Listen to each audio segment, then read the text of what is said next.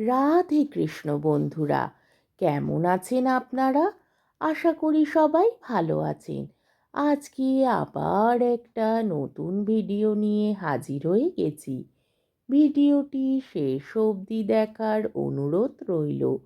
আজকের গল্প বিভূতিভূষণ বন্দ্যোপাধ্যায়ের মায়া। আজকে গল্পের দ্বিতীয় পর্ব। রাত্রে শুয়ে আছি, ওপরের ঘরে কিসের যেন ঘট ঘট শব্দ শুনে ঘুম ভেঙে গেল। জিনিসপত্র টানাটানির শব্দ। কে বা কারা যেন বাক্স বিছানা এখান থেকে ওখানে সরাচ্ছে, ভারী জিনিস সরাচ্ছে। বুড়ো কাল সকালে চলে যাবে কলকাতায়, তাই বোধ হয় জিনিসপত্র গোছাচ্ছে। কিন্তু এত রাত্তিরে, বাবা কি বাতিগ্রস্ত মানুষ! সকালে উঠে বুড়োকে বলতেই বুড়ো অবাক হয়ে বললে, আমি? হ্যাঁ, অনেক রাত্রি। ও হ্যাঁ, না, হুঁ, ঠিক। আমাকে বললেই হতো, আমি গুছিয়ে দিতাম। চক্রবর্তী বুড়ো আর কিছু না বলে চুপ করে গেল।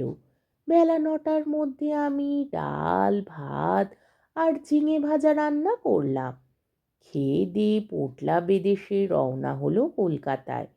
যাওয়ার সময় বারবার বলে গেল, নিজের ঘরের লোকের মতো থেকো ঠাকুর। পেয়ারা আছে, আম কাঁঠাল আছে, উৎকৃষ্ট পেঁপে আছে, তরি তরকারি মুতো। আমার খাস জমি পড়ে আছে 3 বিঘে, ভদ্রাসন হলো 1.5 বিঘের ওপর। লোক অভাবে জঙ্গল হয়ে পড়ে আছে। খাটো, তরকারি উৎপন্ন করো, খাও, বেচো, তোমার নিজের বাড়ি ভাববে, দেখাশুনো করো, থাকো, ভাবনা নেই। আর একটা কথা। কি? চক্রবর্তী বুড়ো অকারণে সুর খাটো করে বললে, কত লোকে ভাঙচি দেবে, কারোর কথা শুনো না যেন। বাড়ি দেখাশুনো যেমন করবে, নিজের মতো থাকবে, কোনো কথায় কান দেবে না। গাছের ফল ফুলুরি তুমিই খাবে, 2 ঘর খোলা রইল তোমার জন্যে। বুড়ো চলে গেল। আমাকে যেন আকাশে তুলে দিয়ে গেল। আরে, এত বড় বাড়ির বড় বড় 2খানা ঘর আমার ব্যবহারের জন্যে রয়েছে। তাছাড়া বারান্দা, রান্নাঘর, রোয়াক তো আছেই। বাড়িতে পাতকুয়া, জলের কষ্ট নেই। শুকনো কাঠ যথেষ্ট, কাঠের কষ্ট নেই। 10টা টাকা আগাম দিয়ে গিয়েছে বুড়ো।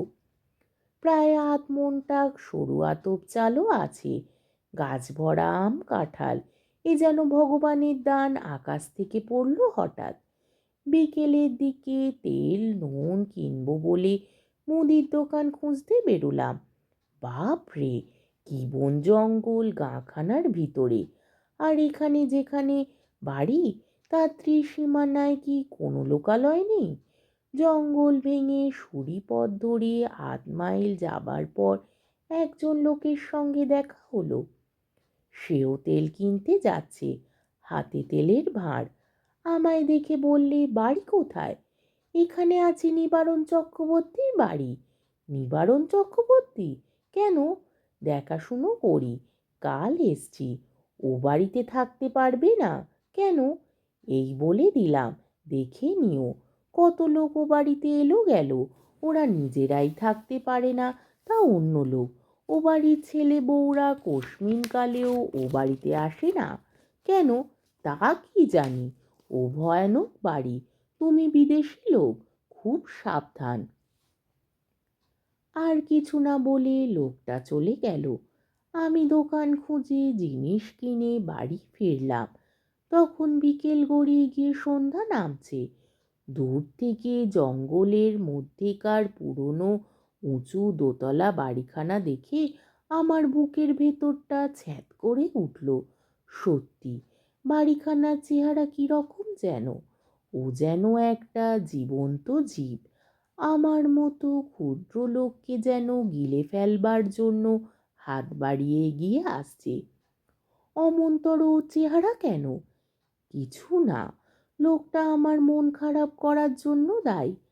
আমি যখন তেল নুন কিনতে যাই, তখন আমার মনে দিব্যি ফুর্তি ছিল। হঠাৎ এমন হওয়ার কারণ হচ্ছে, ওই লোকটার ভয় দেখানো কথাবার্তা গায়ে পড়ে অত হিত করবার দরকার কি ছিল বাপু তোমার? চক্রবর্তী বুড়ো তো বলেই দিয়েছে, কত লোক কত কথা বলবে, কারুর কথায় কান দিও না। কিছু না, গাছপালার ফল ফুলুরি গাঁয়ের লোক চুরি করে খায় কি না? বাড়িতে একজন পাহারাদার বসালে লুটপাট করে খাওয়ার ব্যাঘাত হয়, সেই জন্যেই ভয় দেখানো। যেমন ওই বউটি কাল সন্ধ্যাবেলা ঝিঙে চুরি করছিল। অনেকদিন এমন আরামে থাকিনি। বিনা খাটুনিতে পয়সা রোজগারের এমন সুযোগ জীবনে কখনো ঘটেনি। নিজের জন্য শুধু দুটো রান্না, মিটে গেল কাজ। সকাল সকাল রান্না সেরে নিয়ে নিচের বড় রোয়াকে বসে আপন মনে গান গাইতে লাগলাম।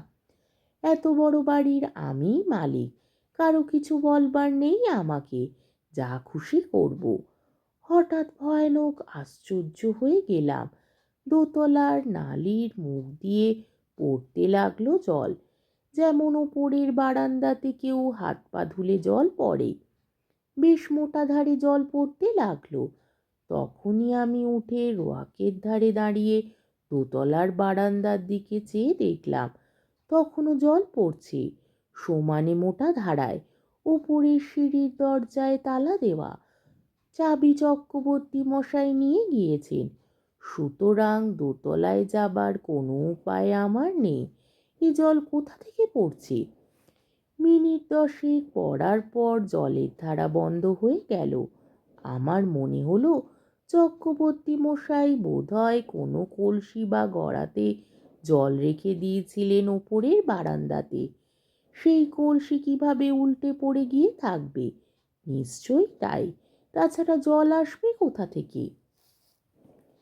একটু পরে গিয়ে শুয়ে পড়লাম। আলো নিভিয়ে শুয়ে পড়বার সঙ্গে সঙ্গে আমার চোখে ঘুম জড়িয়ে এলো। অনেক রাত্রে একবার ঘুম ভেঙে গেল। জানলা দিয়ে সুন্দর জ্যোৎস্না এসে পড়েছে বিছানায়। কি একটা ফুলের গন্ধ আসছে, বেশ সুবাস ফুলের। কি ফুল? ঘুমের ঘড়ি ভাবছি এমন কোনো সুগন্ধওয়ালা ফুল তো বাড়ির কাছাকাছি দেখিনি। তড়াক করে লাফিয়ে উঠলাম। ও কি, জানলার সামনে দিয়ে একটি বউ চলে গেল রোয়াক পেয়ে। হ্যাঁ, স্পষ্ট দেখেছি, ভুল হবার নয়। আমি তখনই উঠে দরজা খুলে রোয়াকে গিয়ে দাঁড়ালাম। রোয়াকে দাঁড়াতে দুটো জিনিস আমার কাছে স্পষ্ট হলো। প্রথম, সেই ফুলের সুবাসটা রোয়াকে অনেকখানি ঘন। ওই বউটি যেন এই সুবাস ছড়িয়ে দিয়ে গেল এই কতক্ষণ। না, এ কোনো ফুলের সুবাস নয়। এ কিসের সুবাস তা আমার মাথায় আসছে না। কেমন একরকম যেন লাগছে, একরকম নেশার মতো। কেন আমি বাইরে এসেছি? ও, কে একটি বউ রোয়াক বেয়ে খানিক আগে চলে গিয়েছিল, সেই ছড়িয়ে গিয়েছে এই তীব্র সুবাস। কিন্তু কোন দিকে তাই তো সে? কোথায় সে? কোথায় গেল? সেই রাত্রে সেই পর্যন্ত। কতক্ষণ পরে ঘরে এসে শুয়ে ঘুমিয়ে পড়লাম। সকালে উঠে মনে হলো সব স্বপ্ন। মনটা বেশ হালকা হয়ে গেল।